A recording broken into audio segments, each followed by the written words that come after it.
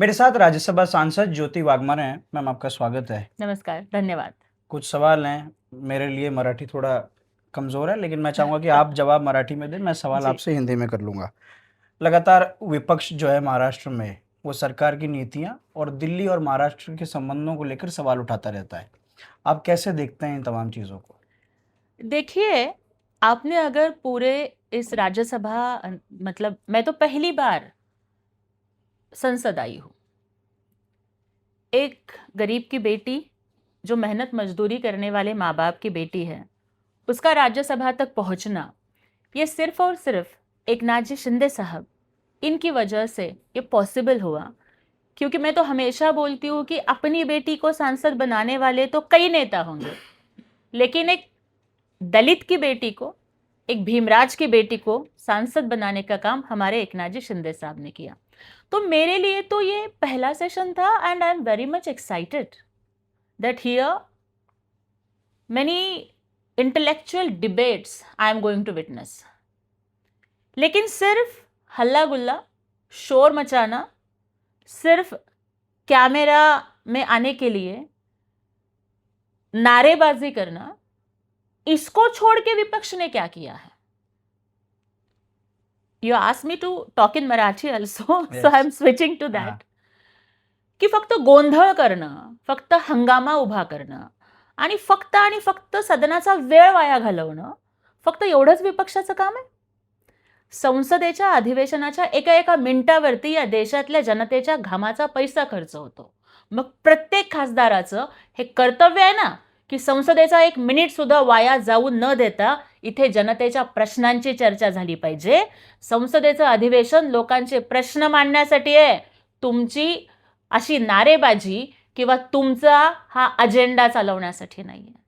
तो मुझे लगता है कि विपक्ष सिर्फ और सिर्फ न्यूज की गलियारों में छाने के लिए विपक्ष गंदी राजनीति कर रहा है।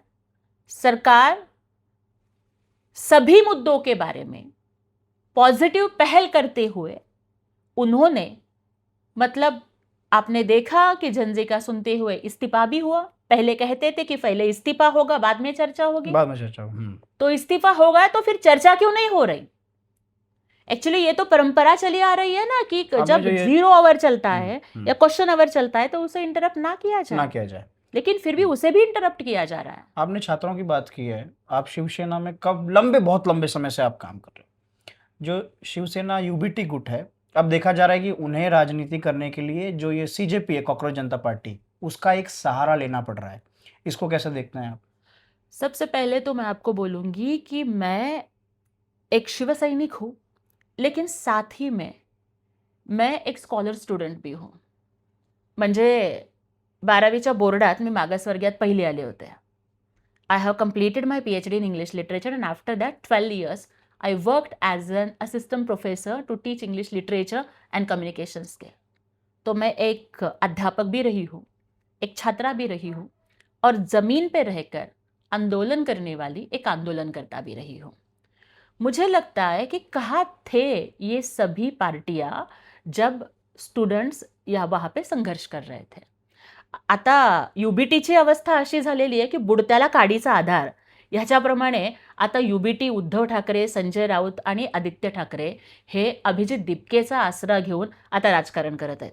आम्ही तर अशी गोष्ट ऐकली, ती खरी का खोटी आता उद्धव ठाकरेंनी सांगावं, की गुरुपौर्णिमेला उद्धव ठाकरेंनी अभिजित दिपकेंना गुरु म्हणून शुभेच्छा दिल्या, हे पण आम्ही ऐकलं.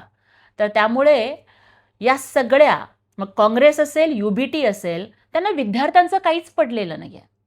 If they are serious about the problems of the students, na, then why they are not seriously discussing the issues of the students in the parliament? उन्होंने उन लोगों को सम्मानित भी किया। एक लड़की की फ़ोटो आई थी बस के सामने, पुलिस प्रोटेस्ट में, वो बस को रोक रही थी। आप कैसे देखते हैं इस तरीके से छात्रों को सम्मानित करना, जो पुलिस से उस प्रोटेस्ट के दौरान भिड़ रहे थे?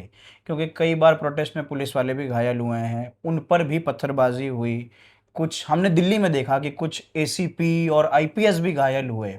आप कैसे देख रहे हैं इसको, जब ऐसे छात्रों को सम्मानित किया जाता है, ये कहकर कि वो एक एम्पावरमेंट की ओर बढ़ रहे हैं? देखिए, मराठी में बहुत ही सुंदर तरीके से कहा है की काही लोक वाट पाहायला लावणारे असतात, काही लोक वाट दाखवणारे असतात, तर काही लोक वाट लावणारे असतात.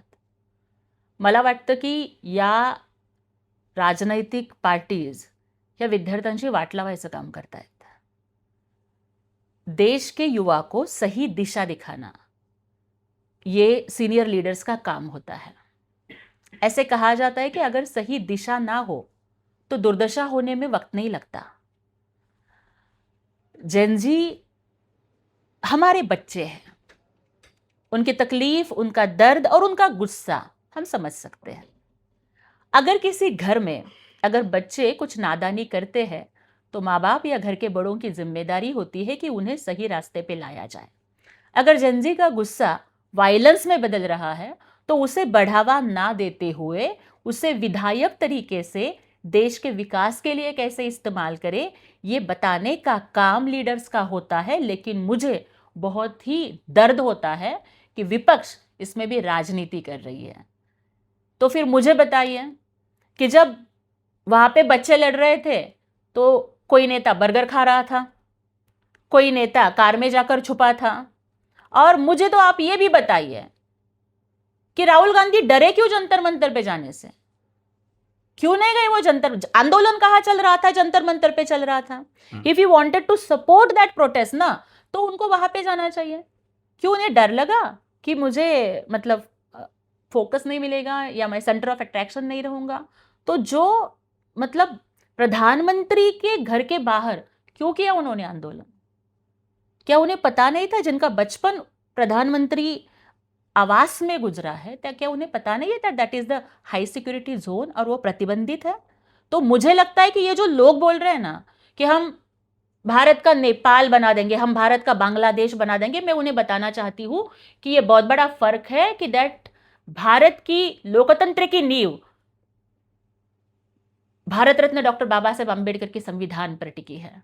तो ये जो लोग सपने देख रहे हैं ना कि जंजी के आधार से हिंसा भड़काकर हम भारत का नेपाल या बांग्लादेश बनाएंगे, वो अपनी इस गंदी नीतियों में कभी सफल नहीं होंगे.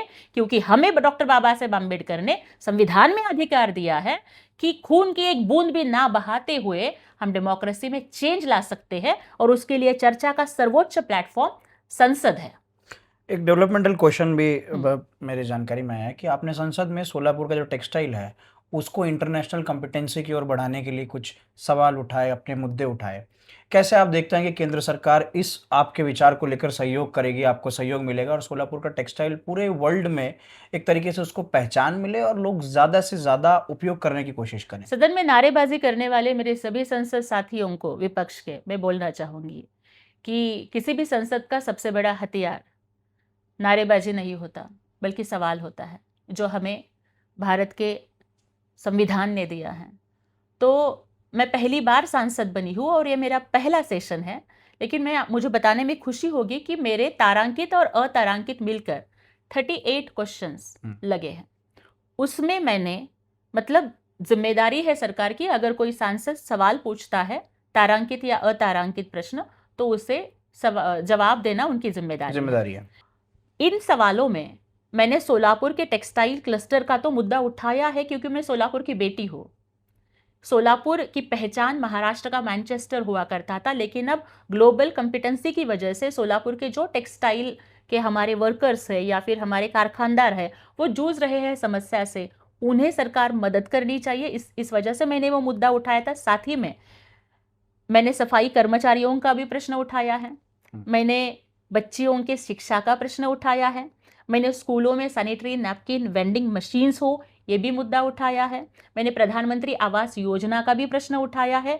आज ही मेरा अनस्टार्ड क्वेश्चन था कि महाराष्ट्र के जो फोर्ट्स है, छत्रपति शिवाजी महाराज के जो हमारे किले हैं, उनका संवर्धन कैसे हो, मैंने उस बारे में भी बात की है. और मैंने हाथ से मैला उठाने वाले सफाई कर्मचारियों की भी बात की है. क्योंकि तो ये सवाल उठाना मेरी जिम्मेदारी है, क्योंकि मैं हमेशा बोलती हूँ कि मुझे ताकत पैसे ने नहीं दी है, लेकिन मुझे ताकत मेरे बाप के पसीने ने और मेरे माँ के आंसुओं ने दी है.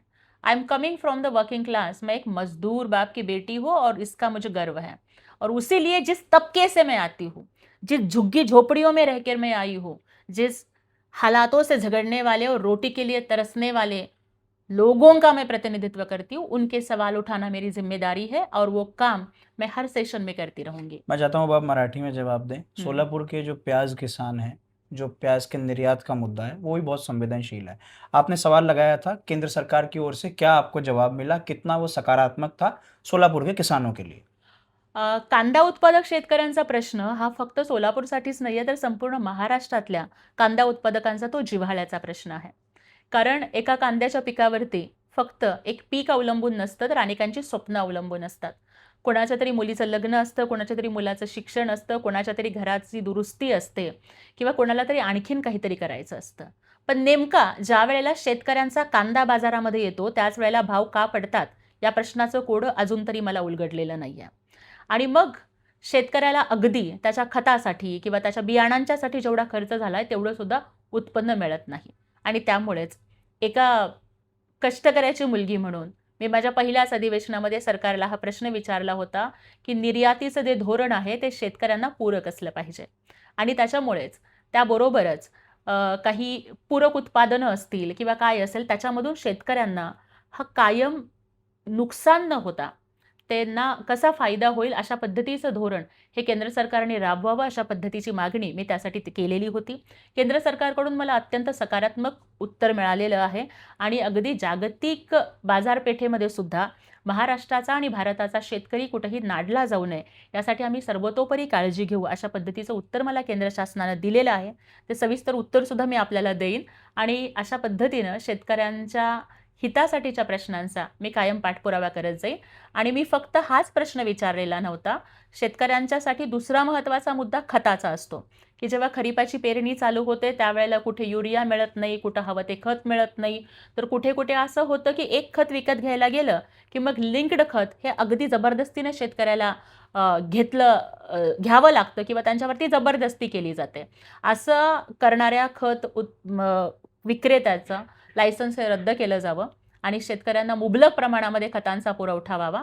कारण शेतकऱ्याला जर उत्पन्न चांगलं घ्यायचं असेल तर पाणी पाहिजे, खतं पाहिजे, त्याच्याशिवाय तो काहीच करू शकत नाही. तर हे जिव्हाळ्याचे मुद्दे मी मांडले, त्याची सरकारने गांभीर्याने दखल घेतलेली आहे. दोन्ही मंत्रालयांच्याकडून मला त्याचं लिखित उत्तर सुद्धा प्राप्त झालेलं आहे. एक आखिरी सवाल, जो दोनों सेना गुट हैं, वो अगर सुप्रीम कोर्ट की ओर से एक अपेक्षित जो एक्सपेक्टेड है गुट को, अगर वो डिसीजन नहीं आता है, तो आपकी प्राथमिकता क्या होगी? देखिए, दोनों सेना नहीं है, सेना एक ही है.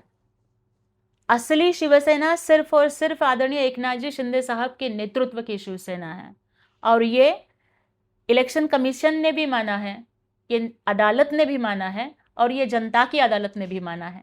क्योंकि पहले हमारे सिर्फ 40 एमएलएज थे, अब हमारे 60 एमएलएज हो गए. एमपीज में भी इजाफा हुआ है। एमपीज में भी इजाफा हुआ है और आप देख रहे हैं सिर्फ एमएलएज और एमपीज नहीं बल्कि महाराष्ट्र की जनता भी अगर किसी नेतृत्व पे विश्वास करती है तो वो हमारे नेता एकनाथ जी शिंदे साहब के नेतृत्व पर विश्वास करती है. मुझे भैया बताइए सेना क्या होती है? जो लड़ती है वो सेना होती है और सेना फायदे के लिए नहीं लड़ती बल्कि सेना अस्तित्व के लिए, अस्मिता के लिए और अपनी विचारधारा के लिए लड़ती है. आप जिनकी बात कर रहे हो वो उद्धव ठाकरे जी, अरे मतलब देखो इतने बड़े पिता के वो पुत्र है लेकिन फिर भी उन्होंने अपनी विचारधारा सोनिया गांधी जी के चरणों में जिस दिन अर्पित कर दी ना, उस दिन मुझे लगता है कि उन्होंने जनता के साथ गद्दारी की है. हिंदू हृदय सम्राट बाला साहेब ठाकरे तो कहते थे ना, संजय राउत जो गद्दार हाँ. कहते हैं एकनाथ शिंदे को, फिर वो अरे उद्धव ठाकरे तो महागद्दार है. मुझे बताइए गद्दारी क्या होती है. 2019 में जनादेश मिला था शिवसेना और बीजेपी महायुति को. तो मुझे बताइए कि शादी एक के साथ करने के बाद अगर आप दूसरे के साथ भाग जाए तो वो गद्दारी नहीं है क्या? क्यों भाग गए उद्धव ठाकरे महाविकास आघाड़ी के साथ? सिर्फ मुख्यमंत्री पद की कुर्सी के लिए? मुझे बताइए कि वो हिंदू हृदय सम्राट बाला साहेब ठाकरे कहने से कतराते थे, वो बोलते थे जनाब बाला साहेब ठाकरे. तो ये गद्दारी नहीं है. आप मुझे बोलिए कि कोविड में जब जनता मर रही थी ना तो घर से बाहर नहीं निकलते थे, फेसबुक लाइव से शासन चलाते थे, वो अपनी जनता के प्रति जो प्रतिबद्धता होती है उससे गद्दारी उद्धव ठाकरे ने नहीं की थी. तो उद्धव ठाकरे तो महागद्दार है. जब जब उद्धव ठाकरे और संजय राउत सुबह उठकर आईने में देखते होंगे तो उन्हें इस महाराष्ट्र का सबसे बड़ा महागद्दार आईने में दिखाई देता होगा. उनकी अवस्था ऐसी है कि उम्र भर गालिब मैं यही भूल करता गया, धूल तो चेहरे पे थी, मैं आईना साफ करता गया। Thank you.